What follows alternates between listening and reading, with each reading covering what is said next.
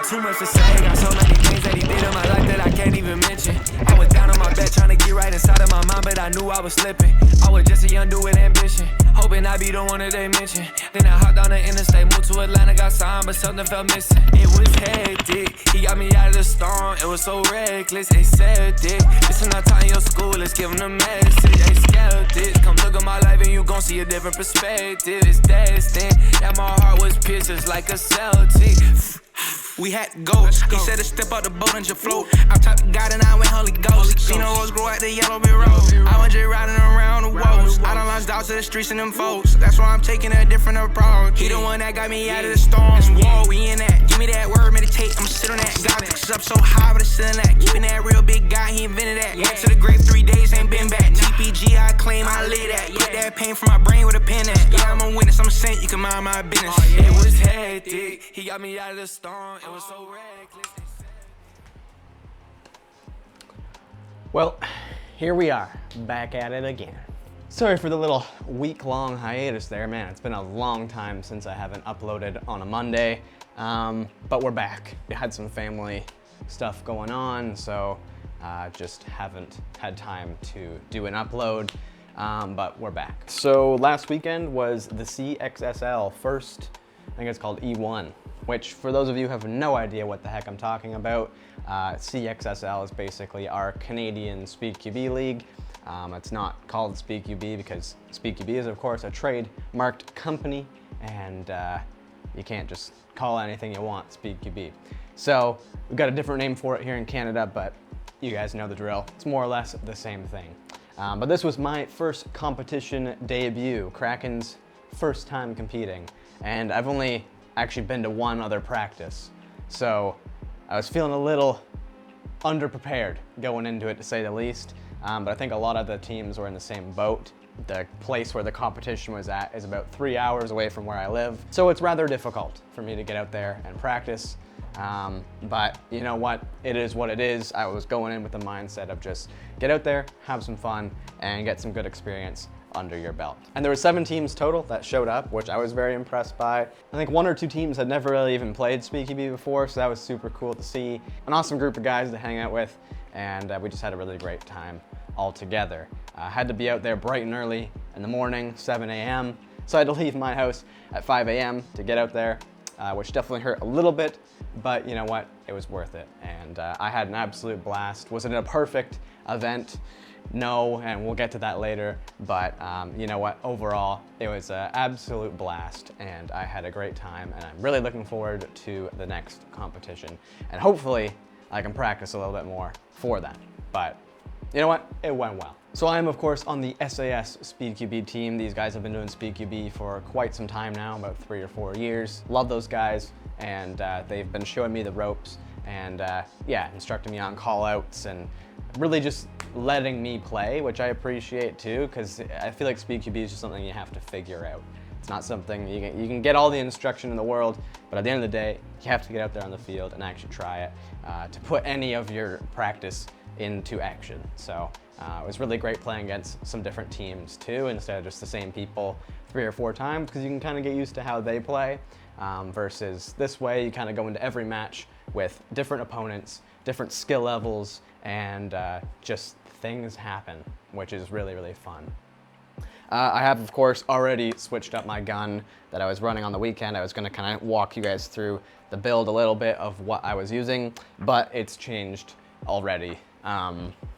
So yeah, but basically I was using my SSG-1 HPA'd with a Polar Start jack in it. I've got a Promi tight bore barrel and the Max hop-up unit in there as well. So it is a great gun, been loving that. The drop stock is phenomenal for Speedqb, and I'm gonna throw it on here very, very soon. Main reason why I switched out this was because I saw a couple guys with some Cerakoted guns at the field on Saturday, and I was like, man, I gotta be using my Cerakoted receiver again. So I threw that back on here. And then also, this is a new pickup from H&M Airsoft. I'm gonna put it in the link down in the description. A lot of people have been asking me about this skeletonized HPA grip, and it's super cool. 3D printed, I think it looks awesome. I've been wanting one of these for a long time, but he approached me, said, hey Kraken, could you try out one of my grips? I'm gonna keep using it for a bit longer before I actually, like, you know, do a full review on it or whatever. But as of right now, very happy with it. It's very solid. There's like no wiggle, which is nice. I was definitely a little worried, but yeah, really fun. Also, one more thing about my build that I forgot to mention that I've been trying out is all internally, and it is the AirTech Studios Max Hop-Up Chamber improvements. They sent me out a bunch of stuff to try out, and I've been using it the last little while, haven't said anything about it yet. I plan to do a full review a little bit later on, but I've been thoroughly impressed with what they've sent me. Just like these little tiny improvements to an already great hop-up unit. Anyway, enough about the gun. Like any competition in the world, doesn't matter if you're at the Olympics, doesn't matter if you're at the NBA, there's always gonna be some kerfuffles, all right? It's just the way it is. There's definitely a couple at the CXSL, which is fine. You know what, it's the first one. There's gonna be some oofs, it's all good. The refs overall did a really good job, and it's actually really nice to have some refs there who are actually watching instead of just kind of everyone, you know, self-calling. There's some really strict rules in terms of the refs. If you don't listen to the refs, it's a bad day. So basically any time that I thought I got hit, even the slightest hint of it, I called myself out because I wasn't taking any chances. And I think that's a good thing in airsoft, that level of stress and respect for the refs. I think that's very important. I think people who are just, you know, seeing how long they can get away with getting hit, it's just frustrating, and at the end of the day, I hope they get penalized for that. But I do feel there was a little bit of that. It was like, oh, if the refs don't call me out, then I'm not out, you know?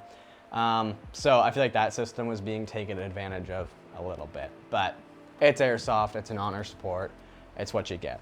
There's definitely a few times where, you know, we got some camera shots of people not calling their hits. But I don't want to post those. I don't want to go crazy into, oh, it's full of cheaters and here's all the proof, because you know what, that's a negative thing for airsoft, I very much believe. And if people knew they were cheating, that's something that they have to live with. And at least I have a clear conscience at the end of the day, and knowing that I didn't shrug any hits. So I'm happy about that. We ended up getting a massive penalty at one point because one of our teammates was called out by a ref. Although he didn't actually get shot, we found out later that the guy who shot him, actually his battery was dead in his gun, so it couldn't have shot, which was a little frustrating. But anyway, we went into the semifinals with 2 players on the field instead of 5, which was fantastic. We ended up losing our semifinals match because of that, and we got 4th place, which, you know what, that's nothing to bark at. I'm gonna take it, and yeah, you know what, at the end of the day, fun, learning experience, and we're moving on. It's all good. But I think it is important that we express our concerns, talk about these things, and just discuss ways that the sport can improve. At the end of the day, it's not the end of the world. Nobody died, all right? It's an airsoft competition, but, you know, a little frustrating. There was actually a cash prize at the event, which was kind of cool, $1,000 to the winning team.